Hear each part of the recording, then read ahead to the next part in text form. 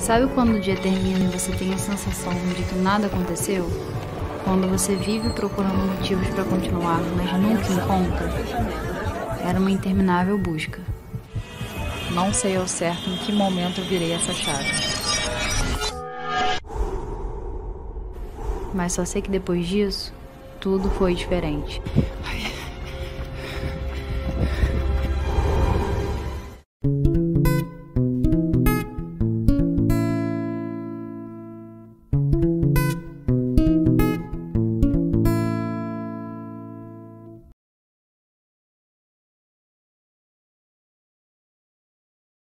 Então, a fidelidade consiste na necessidade de abraçarmos esses compromissos que a nós são confiados, em que nós, com decisão, nós tomamos para nós. Então, finalizarmos aquilo que nós começamos, né? Fidelidade no nosso trabalho, nas coisas que estamos fazendo. A virtude da fidelidade, ela consiste em proteger e aprofundar os vínculos com aquilo que foi assumido com as pessoas com quem nós nos comprometemos com algo. Então, por exemplo, essa virtude ela não depende das nossas variações emocionais. A fidelidade ela é importante porque a nossa vida humana ela amadurece na medida em que nós, como a própria virtude diz, guardamos e aprofundamos os vínculos. Então, é importante nesse processo educativo das crianças e adolescentes, nós mostrarmos para eles a importância de serem fiéis. Então, uma pessoa dificilmente chega à vida adulta com uma grande maturidade emocional se desde criança ela não aprende a ser fiel. Então, é importante ensinar as crianças a fidelidade na amizade, por exemplo. A elas entenderem que às vezes um amigo, na escola, no curso, no esporte, sei lá, ele vai agir de forma diferente, mas que aquilo não necessariamente quer dizer que houve ali uma quebra de amizade, mas simplesmente uma variante emocional da parte dele, né? Ou que a criança ficou sentida com aquilo. Mas é importante o quê? Aprofundar e manter aquele vínculo, né? É importante também, assim, claro, não é muita realidade das crianças e adolescentes, mas futuramente será, essa questão do matrimônio. É importante ser fiel, porque no matrimônio você vive com uma pessoa para a vida inteira, né?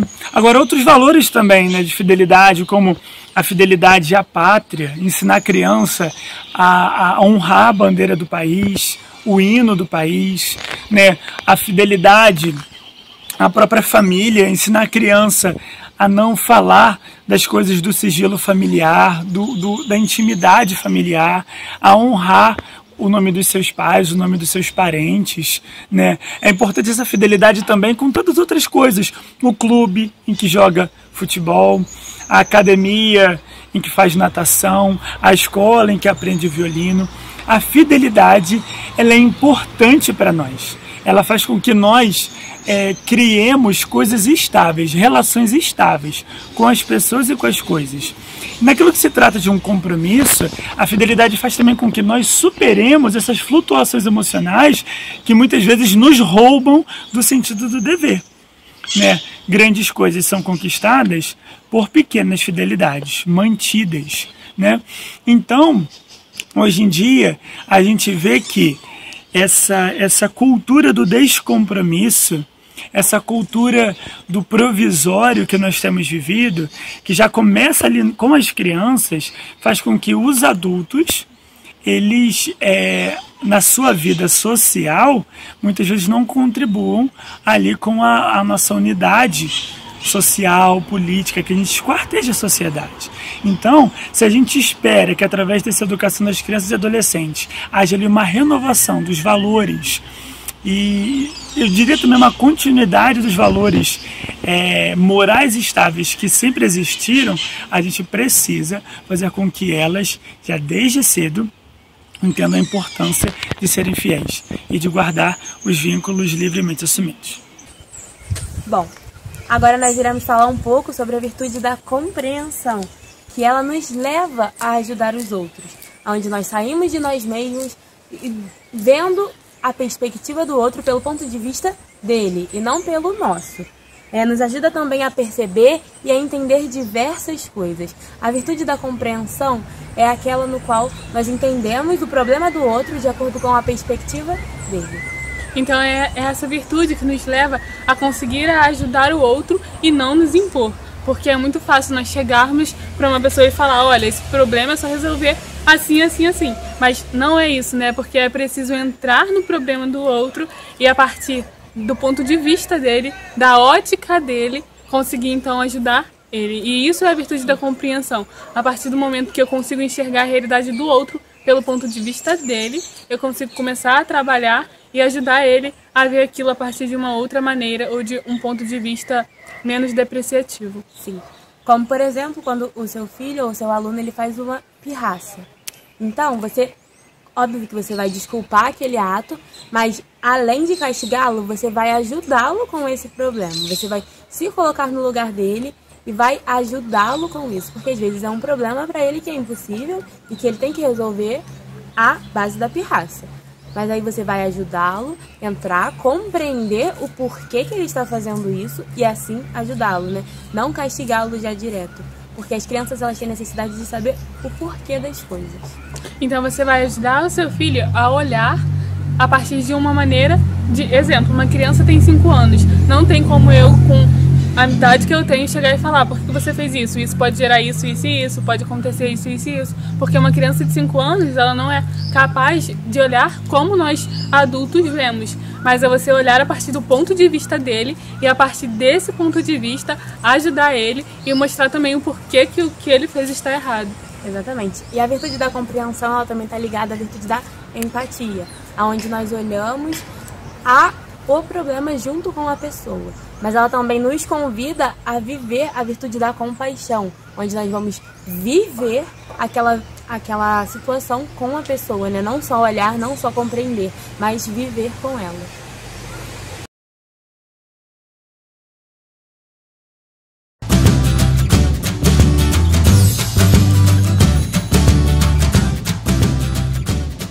Olá pessoal, eu sou a Patrícia, coordenadora pedagógica do projeto Amplitude, e hoje eu vim falar sobre um tema, sobre 2 atitudes aí que todo mundo que trabalha com crianças, especialmente com crianças autistas, deve ter, que é a questão da constância e da persistência.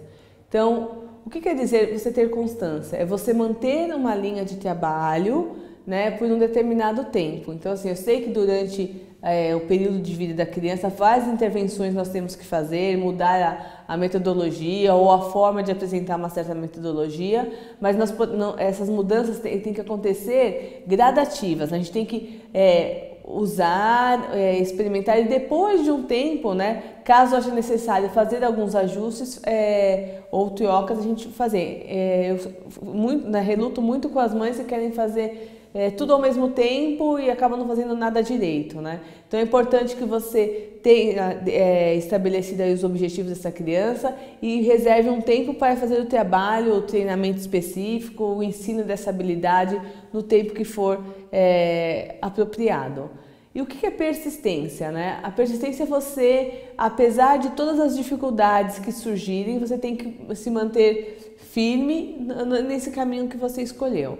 Então, há um tempo atrás, nós fizemos uma orientação com uma família, onde a menina estava apresentando muitos comportamentos inadequados, entre eles autolesão, e a gente começou a perceber, levantar, né, as possíveis causas desses comportamentos. Então fizemos aí uma análise desse comportamento, né, toda a equipe do projeto, né, quando aconteciam, onde aconteciam, né, e que resposta, né, que consequências as pessoas davam a esse comportamento, essa resposta que ela emitia. E a gente analisando toda a situação, a gente percebeu que existiam alguns fatores, né, que desencadeavam aí esses comportamentos.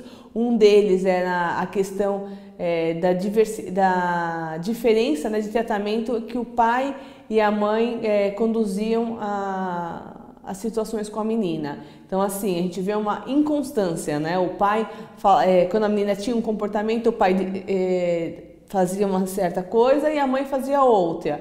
Ou a mãe pedia as coisas de uma maneira e o pai pedia outras. Umas coisas com a mãe podia, com o pai não podia. Então isso estava gerando um certo conflito na criança e fazia com que ela começasse a ter esses comportamentos que não eram desejáveis.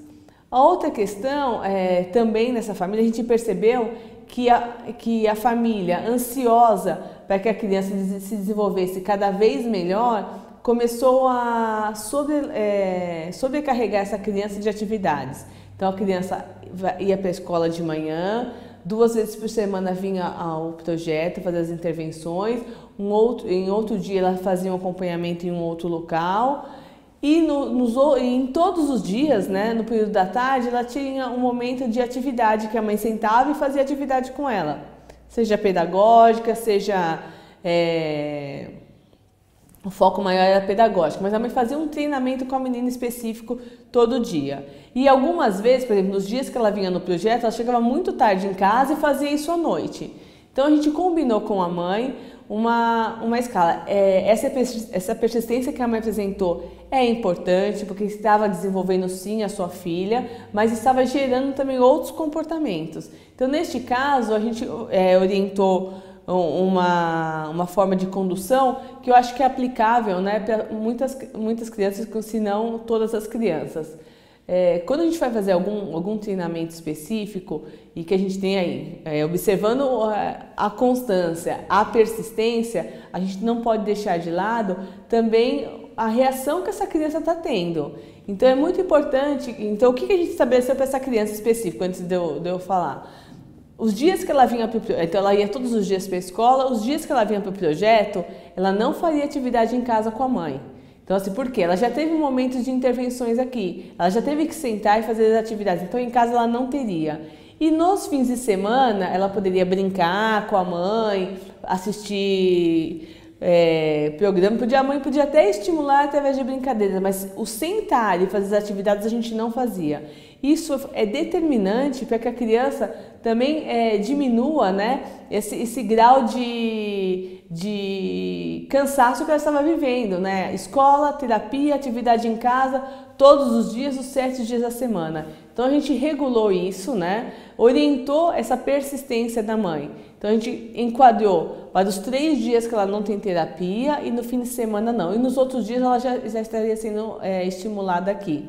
Então essas questões, elas são muito importantes, porque nós sabemos que, por exemplo, para andar de bicicleta, não é no primeiro dia que eu vou subir em cima da bicicleta e vou sair pedalando sem a rodinha, sem alguém segurando o meu banco, guiando o meu direcionamento. Não é assim. A mesma coisa, quando eu faço uma receita um pouco mais elaborada, pode ser que a primeira vez eu erre, eu preciso repetir algumas vezes. Então o aprendizado é assim, ele necessita de uma constância e de uma persistência para que aconteça. Então isso de qualquer habilidade. No ensino das habilidades para as crianças com autismo, isso também deve ser observado. A gente precisa pensar nisso e fazer um plano de trabalho para que a forma que a gente vai conduzir, o tempo que a gente vai empregar para aquela atividade, os estímulos que nós vamos apresentar sejam os mesmos, os estabelecidos até a criança aprender. E um pouquinho por dia, um pouquinho por vez, e a criança vai aprendendo. Tá bom, pessoal? Eu espero que tenha sido claro nesse meu vídeo. E se vocês tiverem alguma observação, vai enviando pra gente através do nosso blog, do nosso e-mail, ou comentando no nosso vídeo, tá bom? Até mais, pessoal!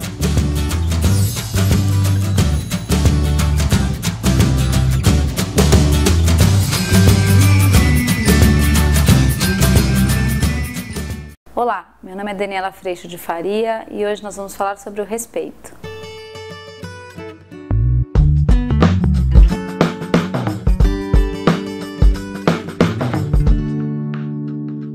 Olá, o respeito é algo muito bom de se viver e quando a gente vive isso dentro da nossa casa, o que a gente tem é harmonia, amor e muita reciprocidade, o crescer junto e conseguir superar desafios de uma maneira muito bonita.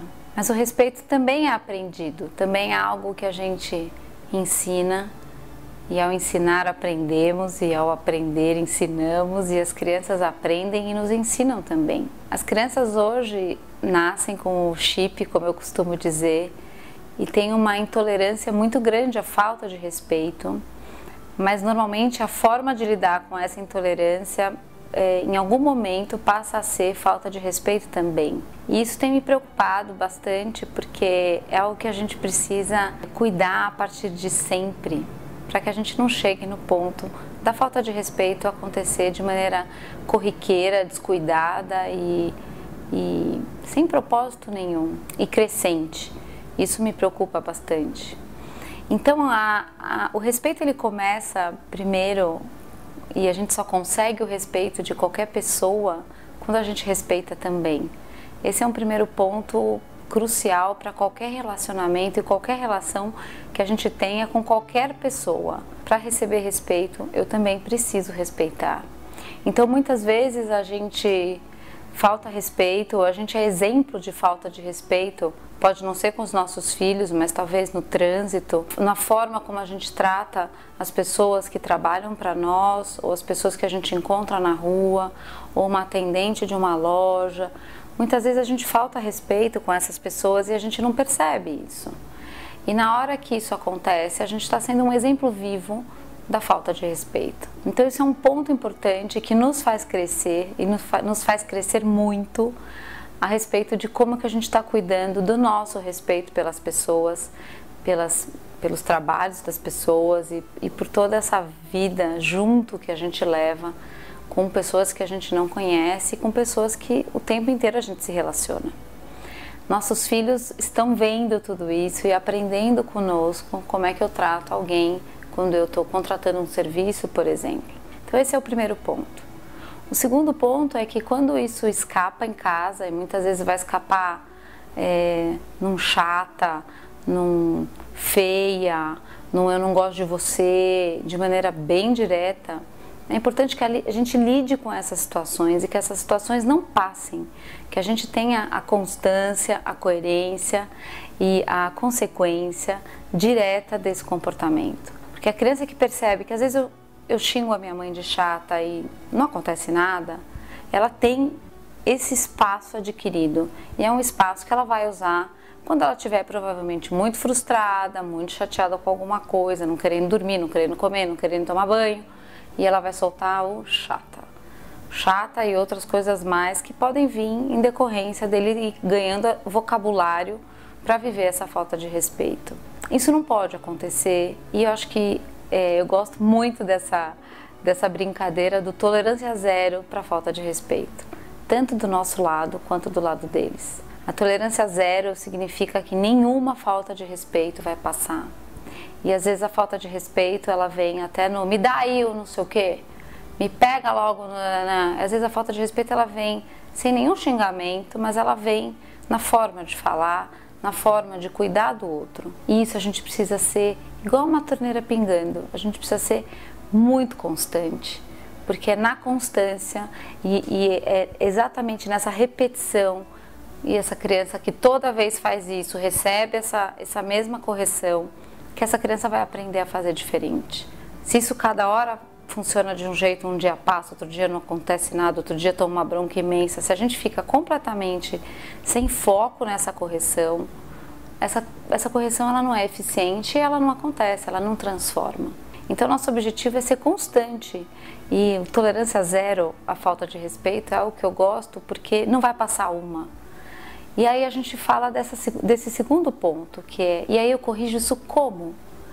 Né? Eu me coloco como não faz assim, ou eu falo dando uma bronca gigantesca, que também pode vir com falta de respeito muitas vezes, ou eu posso falar de um jeito amoroso, firme, mas com toda a clareza do mundo.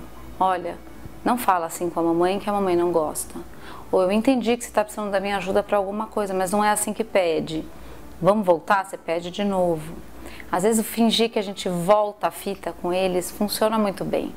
Ih, não entendi nada. Começa de novo, ó, volta lá, entra de novo e aí você fala com a mamãe direito, fala com o papai direito, porque aí eu vou conseguir te ajudar. Então, quanto mais a gente puder exercitar isso, mais as crianças vão percebendo esse lugar. E aí a gente pode sim falar firme, não gosto quando você fala assim comigo, meu coração fica muito triste e eu não quero mais que você fale assim. E caso isso permaneça, até com crianças maiores que já vêm fazendo isso e que é difícil simplesmente parar com um pedido, vale a pena falar, olha, enquanto você estiver falando com a mamãe assim, a mamãe vai ficar lá no canto dela, porque eu não quero brincar enquanto você estiver me tratando mal. Porque quem trata mal os outros não tem as pessoas para brincar. E aí você pode ir, dar uma volta, respirar, e essa criança vai perceber que assim ela não tem você. Ao invés de ter você no bate-boca ou ter você numa briga horrorosa, não. Assim eu perco esse momento da brincadeira porque a minha mãe e meu pai não querem brincar comigo quando eu os trato mal. E aí eu vou percebendo o que é tratar mal, e eu vou percebendo como que eu então devo tratar uma pessoa que eu amo e que eu gosto e que eu tenho respeito. Quando a gente tem o respeito, é possível pedir desculpa quando nós faltamos respeito, quando nós erramos no jeito de falar. E a hora que a gente faz isso, a gente consegue essa mão dupla de respeito mútuo. E isso é maravilhoso, porque você tem um parceiro na educação, você tem uma pessoa que você sabe absolutamente que tem respeito pelas coisas que você diz, porque ele é respeitado nas coisas que ele também diz. Então essa construção, ela pode e vai acontecer desde que a gente seja tolerância zero com a falta de respeito e que a gente respeite profundamente o ser que está ali se apresentando e que tem muito a nos ensinar. Existe alguém ali vivo que sente tanto quanto nós e que pode viver esse processo todo de um jeito bonito e de um jeito respeitoso. Quando tudo isso se acalmar e essa falta de respeito for embora, porque essa criança adquiriu respeito por nós e percebe o quanto nós a respeitamos, a vida vai ficar maravilhosa. A nossa grande armadilha é a gente pensar que com falta de respeito e com violência a gente vai corrigir a falta de respeito que vem de lá. Não tem como. Isso vai gerar ainda mais falta de respeito e ainda mais dificuldade para que tudo isso melhore, para que tudo isso passe. Então, com respeito, posicionamento e firmeza amorosa, a gente passa por isso. E aí a vida vai ficar mais fácil. A última coisa que eu queria falar para vocês a respeito desse tema é o quanto a gente parece que está fazendo algo dentro da nossa casa, mas a gente está fazendo algo que vai ser levado por essa criança por onde ela for. Então ela vai levar esse respeito para a escola, ela vai levar esse respeito para a faculdade, ela vai levar esse respeito para um trabalho, para um relacionamento. É nessa relação conosco que eles estão aprendendo o que é viver isso e o que é viver sendo respeitado e respeitando.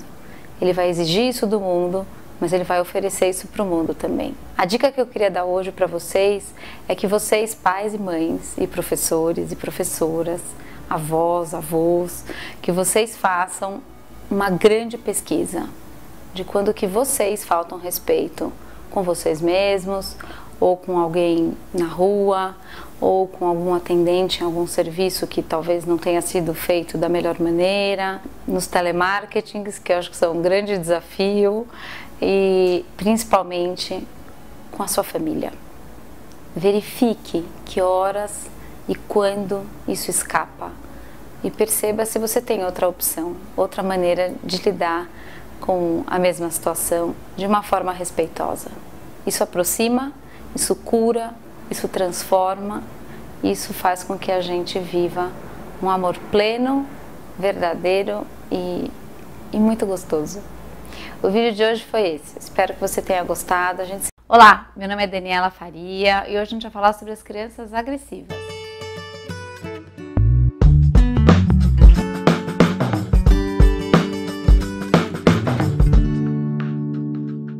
Olá, no vídeo de hoje a gente vai falar sobre crianças agressivas, porque eu tenho recebido muitas perguntas sobre esse tema. Sobre as crianças são agressivas, meu filho está agressivo, meu filho é agressivo, como é que fica essa questão? Normalmente as crianças, elas têm um desejo muito forte, como a gente já falou em alguns vídeos, e eles estão no processo de aprendizado natural, do aprendizado ao não, do aprendizado a caber no próprio corpo e de conhecer as próprias emoções.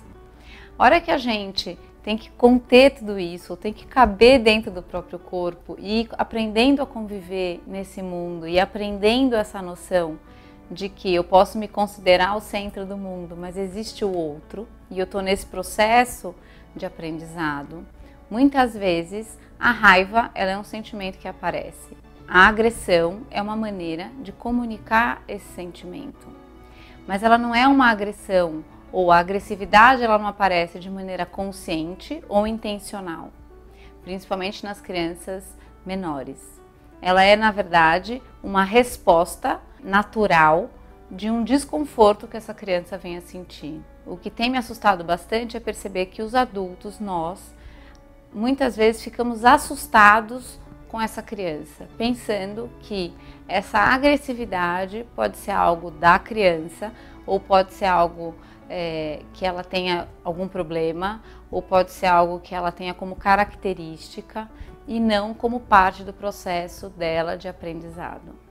A hora que a gente olha para essa criança desta maneira, aí sim a gente pode estar considerando essa agressividade como característica dessa criança, e a gente pode estar tornando essa agressividade característica dessa criança. Não sei se vocês se lembram do vídeo dos rótulos, quando a gente começa a dizer ele é agressivo, ele é agressivo, ele é agressivo, essa criança em formação começa a perceber, bom, então eu sou isso. Ele ainda não tem condição de dizer, peraí, não sou agressivo não, só fiquei bravo porque eu queria tal coisa e eu não tive.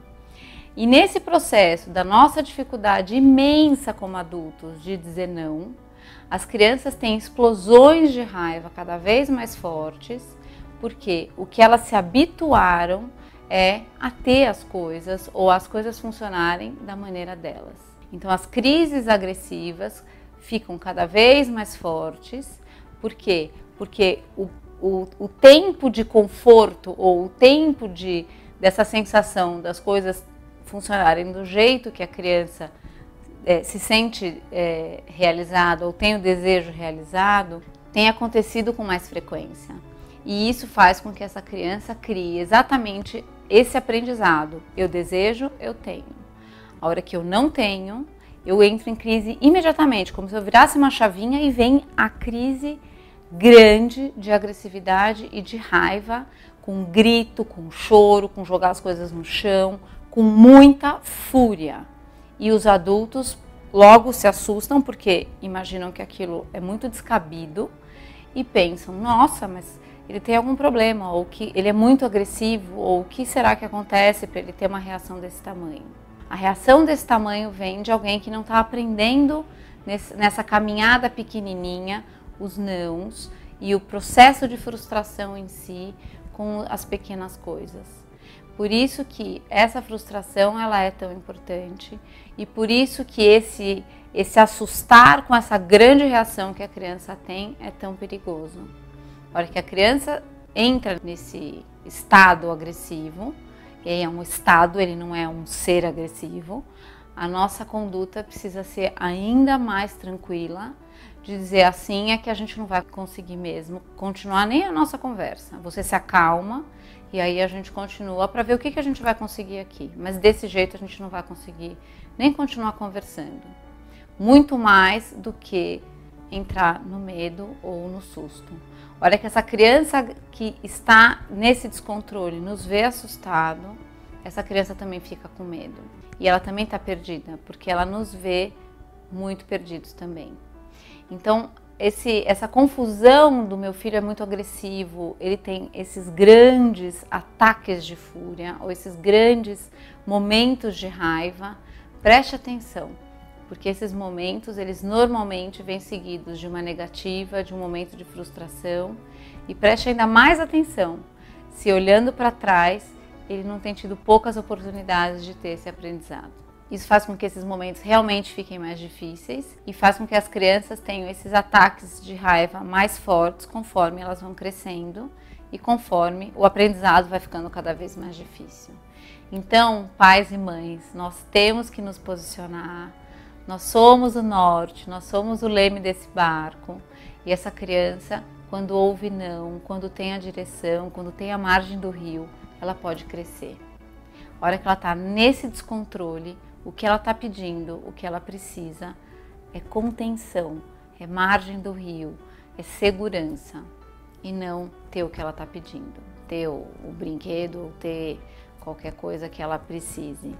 Então, gente, força, coragem, muito amor nessa hora, firmeza, sim, e respeito sempre. Mas a gente precisa saber muito o que está acontecendo, para que a nossa mente tagarela não saia falando e dispare o medo no nosso coração. Não está acontecendo nada mais do que uma criança colocando para fora em explosão algo que ela sempre esteve habituada a ter e está deixando de ter. Algo está funcionando diferente do que veio funcionando até então. Então, antes de cair nessa tentação de pensar de que ali há algum problema, verifique essa história para trás, porque provavelmente é isso que acontece. Uma criança ser agressiva ou ter algum aspecto realmente agressivo é algo de uma ordem muito mais profunda e muito diferente dessas perguntas que eu tenho recebido, de crianças tendo realmente ataques de birras muito fortes.